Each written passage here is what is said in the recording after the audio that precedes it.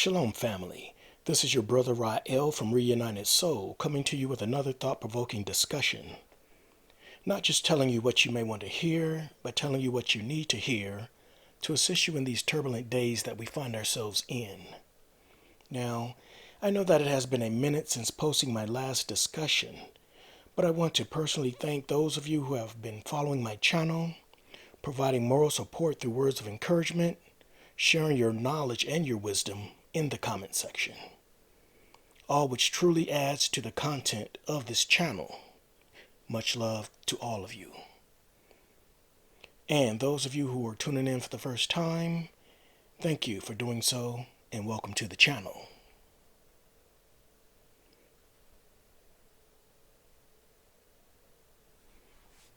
One more thing that I would like to add before diving into this discussion is that I have come to the realization that I'm not a YouTuber. No, not at all. Posting videos frequently, discussing celebrity gossip, beefing and debating, or just regurgitating the same thing that I have already said in previous videos to get more views. I am not a YouTuber in that regard. However, the Most High willing, I will continue to blow the shofar, calling for our people to reunite with the Most High and return to our covenant that we have with Him and only Him. And of course, I would like to post the discussions more often, but I can only present to you what is provided for me to give. I hope that you understand. With that said, in this discussion, I will be addressing evil incarnate, the elephant in the room. The very thing that we as a people should be very cautious of, but programmed to ignore. So let us nourish our soul with scripture that we may reunite with the Most High, the Elohim of Yisrael. All scriptures will be read verbatim from the King James Version Bible. Now let's get right into it. Now, I thought long and hard about using the right words for the title of this discussion. I even changed it a few times while working on it. It is very important to me that my titles capture the essence of what it is that I'm addressing. Now, first of all, let's go ahead and break this title down to prepare for this discussion.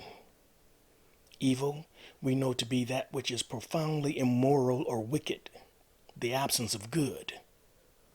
So for incarnate, let's go to Merriam-Webster so we can all be on the same page as to his meaning.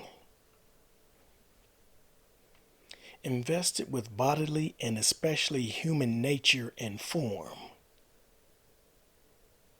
Made manifest or comprehensible, embodied. Now we put the two words together and we have evil incarnate. The physical manifestation or embodiment of evil in human form. Sounds like something from a horror movie, right? But let's be very clear. In this discussion, I am not referring to monsters as they are portrayed in movies. I'm speaking about evil that appear in human form but operates much differently than human. You see, we must understand that humans, in many cases, will tend to show mercy when other humans submit, surrender, or even beg for mercy. Evil incarnate, on the other hand, has an assignment that they must fulfill for a specified period of time. Our willingness to submit to their demands, surrender to their hostility, or beg for our lives matter not to them. Take our 400-year captivity, for example. They were successful in enslaving our ancestors during the transatlantic slave trade, but they still afflicted them.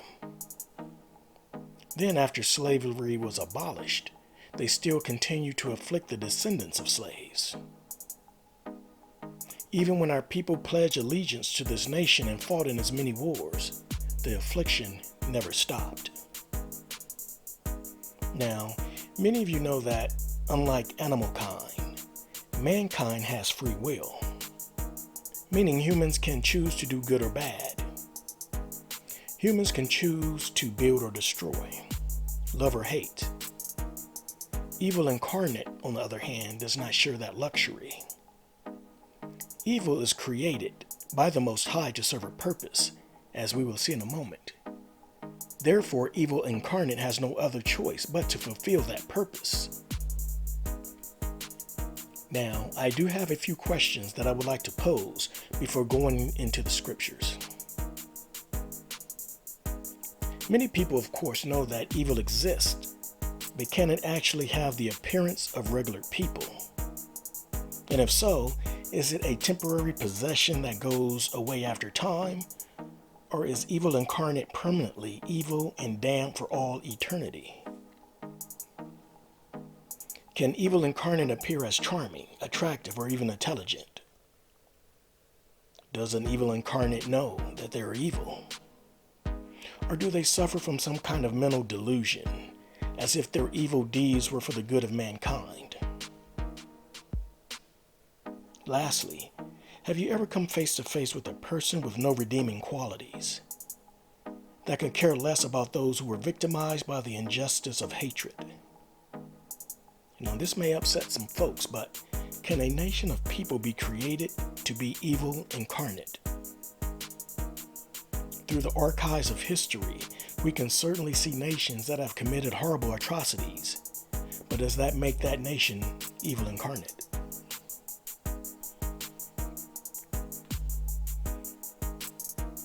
Now that we covered evil incarnate, allow me to quickly explain the term elephant in the room for those who may not know what it means. The elephant in the room basically means to ignore or avoid addressing a major problem that is commonly known. And what makes the elephant in the room so painfully frustrating is that the problem could easily be solved if people chose to take it to task instead of ignoring it altogether.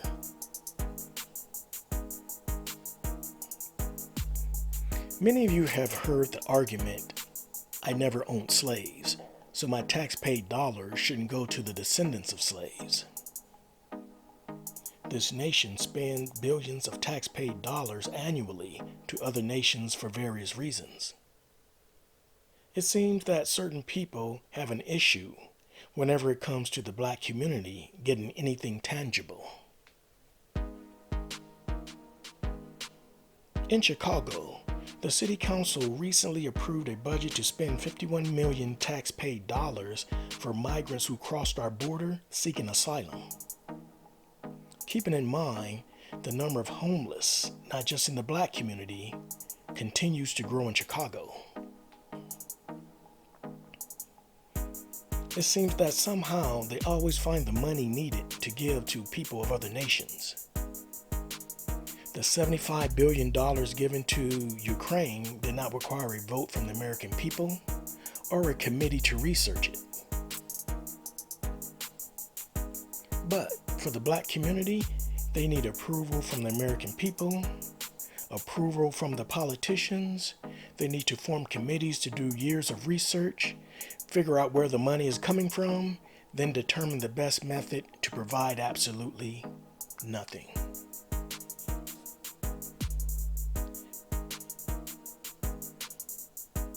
When it comes to the black community, it seems that the people's willingness to help always comes a day late and a dollar short.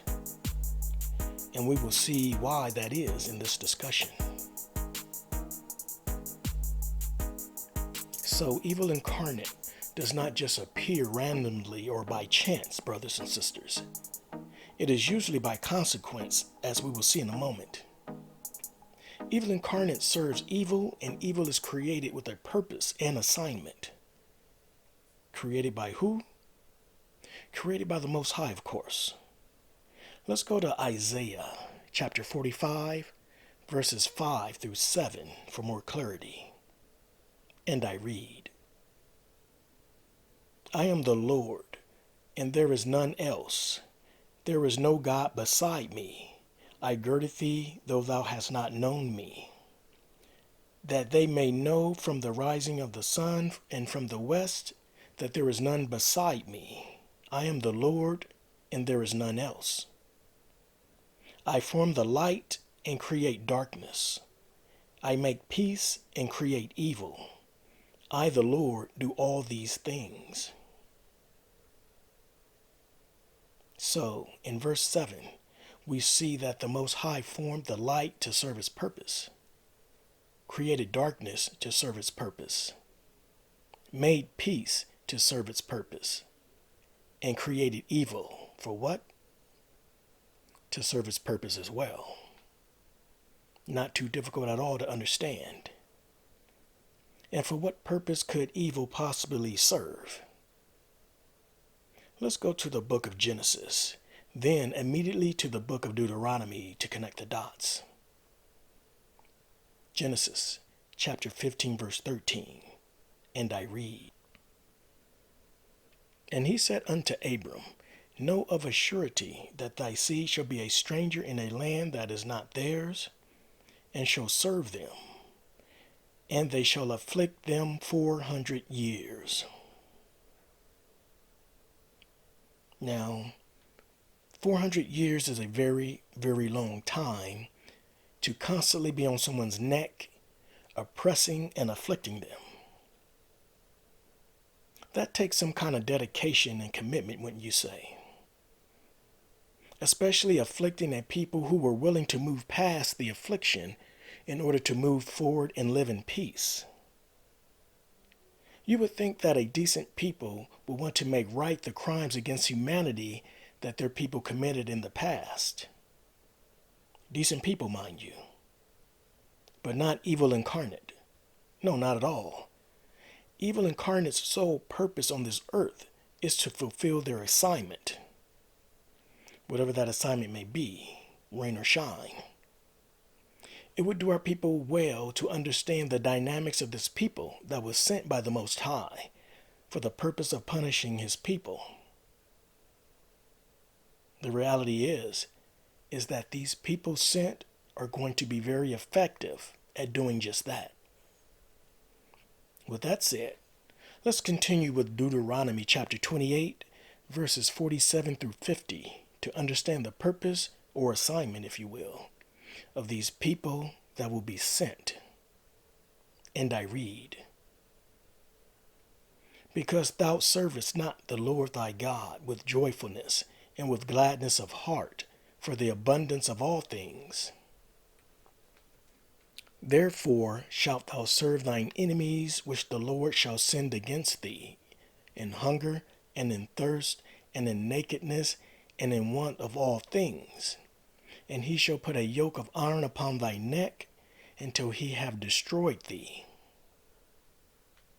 The Lord shall bring a nation against thee from far, from the end of the earth, as swift as the eagle flieth, a nation whose tongue thou shalt not understand. A nation of fierce countenance, which shall not regard the person of the old, nor show favor to the young.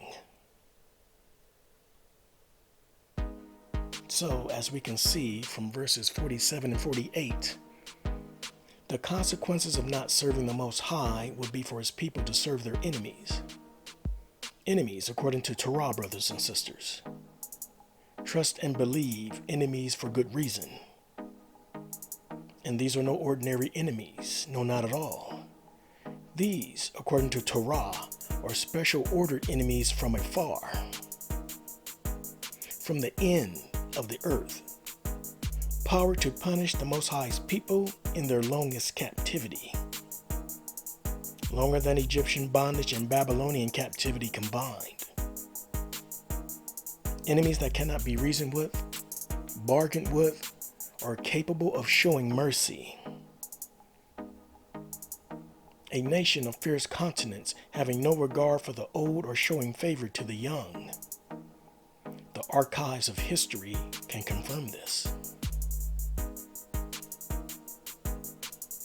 By now, I hope that we can all agree that the Most High creates evil for a purpose, and that purpose can directly involve man, as in the case with King Saul.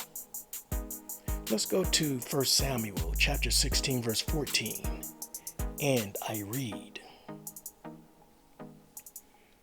But But the Spirit of the Lord departed from Saul, and an evil spirit from the Lord troubled him. And the manifestation of that evil spirit can be detected by others, according to 1 Samuel chapter 16, verse 15. And I read, And Saul's servant said unto him, Behold now, an evil spirit from God troubleth thee. So whether King Saul knew it or not, that evil spirit had his purpose. And it did not matter that David was a man after the Most High's own heart. It did not matter that David was a loyal warrior who simply refused to stretch forth his hand to harm King Saul.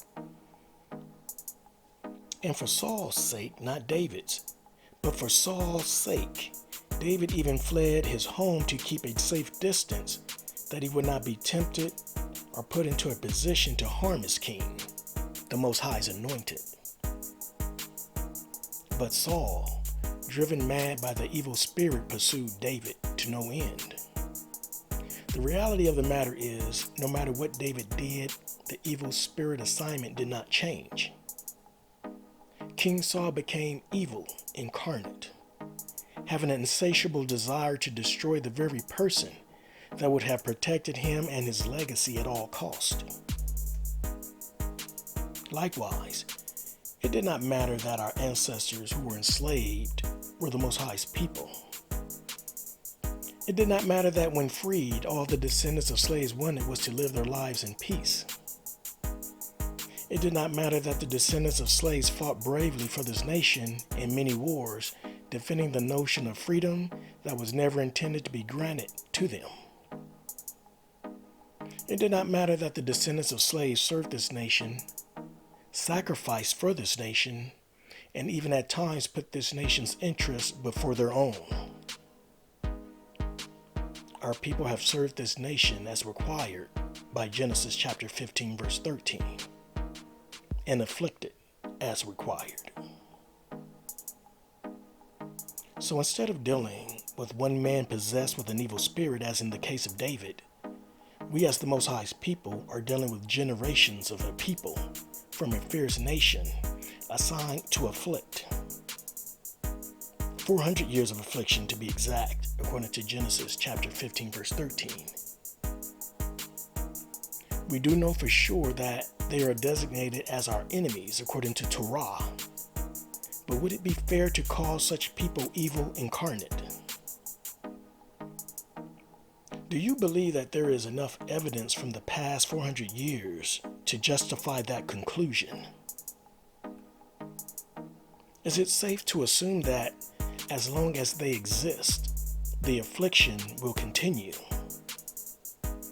Meaning only the Most High Himself can deliver us from evil. In other words, if the Most High sent for a nation of fierce continents, then He and only He can end that nation's assignment through judgment. And we can actually confirm this in Scripture. Let's go to Genesis chapter 15, verse 14. And I read, And also that nation whom they shall serve will I judge, and afterwards shall they come out with great substance. So this nation that we serve for 400 years, the Most High will judge, bringing an end to the assignment of the nation served and the affliction of His people. Afterwards, we come out with great substance. If we were to look back at our biblical ancestors being delivered out of Egypt, they did not walk out of there empty-handed. They received what they needed from the Egyptians for their journey. Now, keeping in mind that this was before the covenant made with the Most High on Mount Sinai. And why does that even matter? Because the price for afflicting the Most High's chosen people became much, much greater. Any nation that held the Most High's people in captivity after the covenant was punished and no longer existed as a nation. Egypt still stands to this day. However, the powerful Assyrians and the powerful Babylonians did not fare as well. Let's go to Jeremiah chapter 25, verse 12, to see what the Most High's plan was for the Babylonians after they held his people in captivity for 70 years. And I read, "And it shall come to pass, when 70 years are accomplished, that I will punish the king of Babylon and that nation, saith the Lord, for their iniquity in the land of the Chaldeans, and will make it perpetual desolations."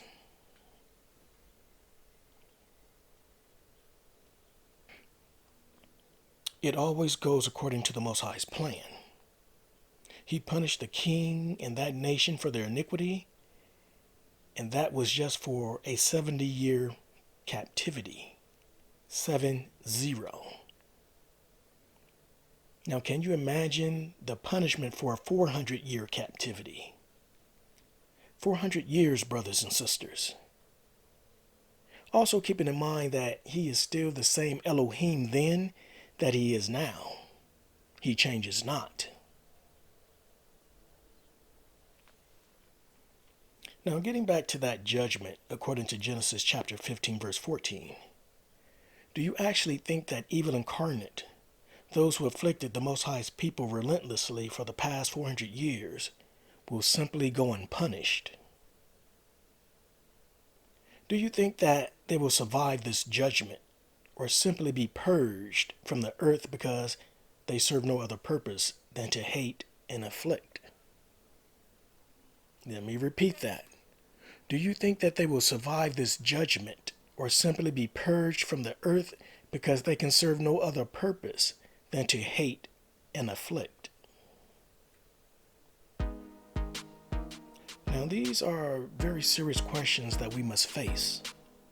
Questions that some may be very uncomfortable addressing, especially when you are tied to the hip or made covenants and marriages with the people in question. No one wants to talk about it. Thus, the elephant in the room. Perhaps the next elephant in the room that needs addressing would be the judgment of Genesis chapter 15, verse 14, and those it applies to. Let's be very clear. We are beyond the 400 years of affliction, although it continues. Perhaps this could be the opportune time for the descendants of those with blood on their hands to atone, or at the very least, try to right the wrong that was done in those 400 years of affliction. But we know that will not happen, because we are talking about evil incarnate here. But the Most High is a just Elohim. Who can say that they were never given a chance to make an atonement for their transgression? It is simply not in some people to do so. So let the judgment of Genesis chapter 15, verse 14 fall where it may. We are talking 400 plus years of iniquity, family. A much greater debt than even Babylon. Who can imagine the wrath that is to come from the great and terrible Elohim of Yisrael? In conclusion, due to the New Testament's religious indoctrination of the descendants of slaves, many in the black community have trouble viewing other people as unredeemable, regardless of how bad their crimes against humanity are. Regardless of how bad their transgressions are. And by people who are unredeemable, I'm referring to those who are enemies of the Most High and are beyond receiving or even desiring his salvation. So yes, the Most High does have enemies, and they tend to manifest as his people's enemies. Now, if the Most High can consider a man such as Abraham a friend, according to Isaiah chapter 41, verse 8, then it is not too difficult to understand that he can also have adversaries and enemies, or according to Nahum chapter 1, verse 2. Let's go to it. And I read, God is jealous, and the Lord revengeth. The Lord revengeth, and is furious. The Lord will take vengeance on his adversaries, and he reserveth wrath for his enemies. So, in the idolatrous New Testament delusional state of mind, our people were programmed to pray for the salvation of our adversaries and enemies, instead of praying for their destruction and our deliverance. Remember, the Most High said that he was sending our enemies against us, according to Deuteronomy chapter 28, verses 48 and 49. A nation against thee from far, from the end of the earth, as swift as the eagle flieth. Now, these are not my words. These are the Most High's words. I am merely reminding you of them. Now the question is, do you believe that the Most High will make good on his word? Or will you put your trust in the words of idols and idolaters? Because the New Testament idol commands its followers to love their enemies, according to Matthew chapter 5 verse 44 and Luke chapter 6 verse 27. And who do you think introduced our enslaved and oppressed ancestors to this idolatrous doctrine? The very people from the nation described in Deuteronomy chapter 28 verses 48 and 49. I am not making this up, brothers and sisters. Without doubt or contradiction, we are living in prophetic times. Need more proof? Let's go to Deuteronomy chapter 28, verses 64 and 65, and I read, And the Lord shall scatter thee among all people, from the one end of the earth even unto the other, and there thou shalt serve other gods, which neither thou nor thy fathers have known, even wood and stone. And among these nations shalt thou find no ease, neither shall the sole of thy foot have rest. But the Lord shall give thee there a trembling heart, and failing of eyes, and sorrow of mind.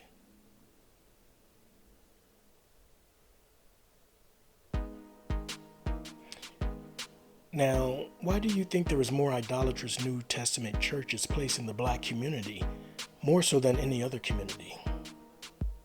To serve other gods, believe it or not. And why do you think our community struggles more so than any other community? Among these nations shalt thou find no ease. Prophetic times, plain and simple, brothers and sisters. Not too difficult at all to connect the dots here, if you are hearkening to the words of the Most High. Lastly, loving your enemies and blessing those who curse you may sound like a noble cause to the idolater. But is it the Most High's will for his people to do so? You see, you will not find the answer to that in the New Testament, because the Most High does not speak in the New Testament, nor is there anyone speaking on his behalf. So let's cut out all the foolishness. We have brothers and sisters running to and fro, chasing hidden knowledge from various books, but fail to focus on the one that truly matters. To find out what the Most High's will is for his enemies, we must go to our holy scriptures in Torah. Therefore, you may actually find the New Testament contradictory to Torah. Let's go to Deuteronomy chapter 30, verse 7. I do recommend that you start at verse 1 because it's referring to the Most High's turning our captivity. But for the sake of time, I will read verse 7. And I read, And the Lord thy God will put all these curses upon thine enemies, and on them that hate thee, which persecuted thee. This is the Most High's will and plan regarding our enemies and those that hate us. which persecute us. Please pay very close attention to what this scripture is referencing. It not only references thine enemies, but those that hate thee as well. Enemies as in the sentiment of an entire nation of people that will go to war with us. Then we have those that hate thee, that may not be from an enemy nation, but those who are influenced by our enemies, who collaborate with our enemies to persecute us. And we must understand that we are not hated because of the color of our skin.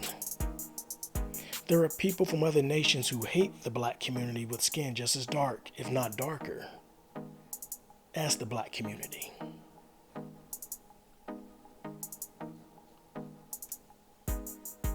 Let's be very clear. Mostly all immigrant groups, Hamites included, that migrated to the United States saw a perpetually oppressed black community that could easily be hated and easily taken for a prey and a spoil without any fear of consequence, or so they thought. Needless to say, after 400 plus years of affliction, hatred, and persecution, there is a lot of people that the Most High will be bringing to justice. Because we serve a just Elohim, He will ensure that justice seeks out the enemies of His people and those who hated His people, which persecuted them. And if they are no longer among the living, then their descendants will do just fine in paying the debt owed. So all those privileged idolaters out there living off the fat of the land from the transgressions of their forefathers, the Most High's judgment and justice will not be denied. So whether evil incarnate remains the elephant in the room or not, we all know deep down that it exists. Through scripture, we know that evil is created by the Most High for a purpose. Through scripture, we know that the spirit of the Most High departed King Saul and replaced with an evil spirit from the Most High. We know through scripture that the Most High has summoned a nation of fierce continents hell-bent on afflicting His people, showing no regard to the old or favor to the young. We have all seen this prophetic nation in action. A nation literally conceived and established from the blood, sweat, tears, and enslavement of our ancestors. Let's be very clear. The Most High has allowed the world to witness His people's affliction and humiliation, that the world may also witness the power and glory as He delivers His people once again from captivity. On the other hand, the Most High will allow the world to witness once again His vengeance on His adversaries and wrath for His enemies. All praise to the Most High Yah. A nation of fierce continents that has been hell-bent on the non-stop affliction of the black community for the past 400 plus years. We as a people must eventually come to the conclusion that we are the descendants of those people spoken of in Torah, coming to the end of our longest captivity, currently being ruled over by ungodly people, the most hated and mistreated in this ungodly world, and the living proof of biblical prophecy. So, what are your thoughts at this point? Have we been dealing with evil incarnate the entire time of our captivity, or just a lot of bad apples? Let's get the conversation started. If you feel that the content of this discussion was useful and would like to provide moral support to this channel, please like, subscribe, hit the notification bell, share this video, or just share a few words of encouragement in the comment section. Your moral support is greatly appreciated. And whether you agree or disagree with the content of this discussion, feel free to express it in the comment section where we can learn more from one another. I do respect your knowledge and opinions. Therefore, I ask that you do the same to all who post in the comment section. With that said, always keep your trust in the Most High. Love Him with all your heart, with all your soul, and with all your might. See to it that your household is in line with the word of the Most High as best you can. I thank you for taking the time to watch. Again, I am Ra'el, your reunited soul brother. And with that, I say to you, Shalom.